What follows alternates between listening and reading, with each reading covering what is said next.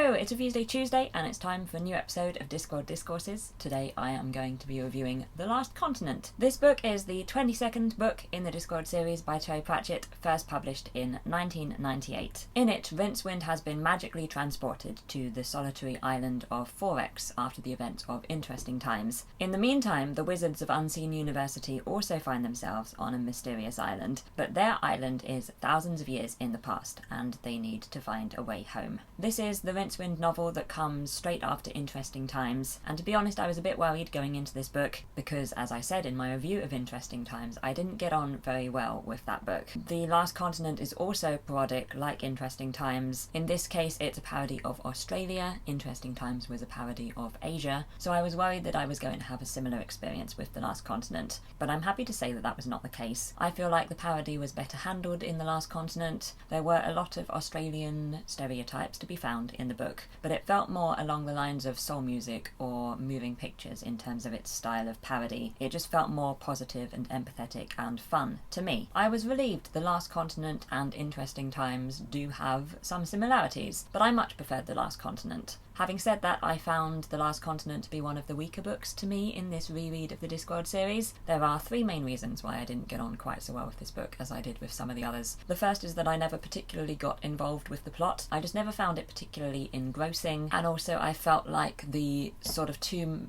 parallel stories didn't mesh particularly. We have Rincewind in the present and we have the wizards in the past, but these stories were only very tenuously linked until right at the end. And also I don't think we ever found out why there was an island in that professor's room. I felt like there were some unanswered questions. Secondly, although the Discworld series generally has far fewer female characters to male characters, the female characters tend to be pretty great. In The Last Continent there were both not that many female characters, and the ones that there were, it didn't feel like there was much point to them, which made the lack of them more obvious. And the final thing, I promise I'm going to stop complaining soon, when I first read the Discworld series, I got on less well with Unseen University and the Wizards than with other characters and stories. This time round, with this reread, I have been really happy because I've got on so much better with Unseen University, and I think I've mentioned this a few times in Discworld Discourses that I get on far better with the Wizards this time round. This book reminded me a bit, unfortunately, of the things that I didn't used to like very much about the Wizards. It reminded me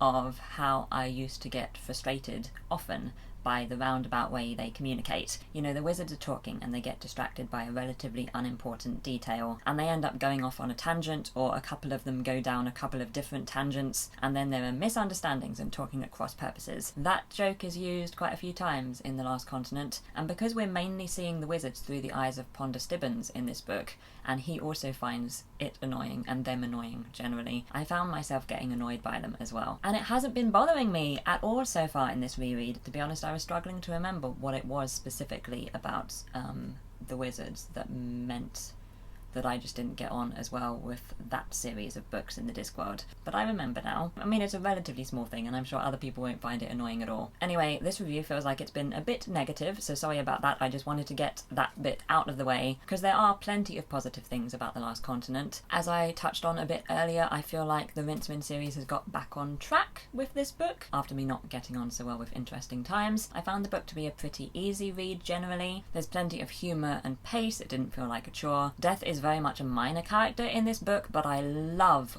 all of the death bits in this book, and he has some great lines. There are some fantastic lines in this book. I also enjoyed the librarian here and Rincewind and the luggage, and also Ponder Stibbons. I think this is the most we have got to know Ponder Stibbons, and I enjoyed that, even though, as I say, I did get a bit too involved in his frustrations. And there are a lot of fun references. This book is chock full of references, as you would expect from the Discworld series generally, and also from a book which is very parodic. It's very recognisably got the tone and the style of the Discworld series. I would probably recommend this book not being the first Discworld book that somebody read, not just because, you know, we've already met so many of the characters before the start of this book, but also because I think there are far better examples in the Discworld series of the things that The Last Continent does really well. But I'd still definitely recommend reading The Last Continent. It's got plenty to enjoy in it. It's not my favourite Discworld book, but I wouldn't say that I don't like it. I wouldn't say that it's a bad Discworld book.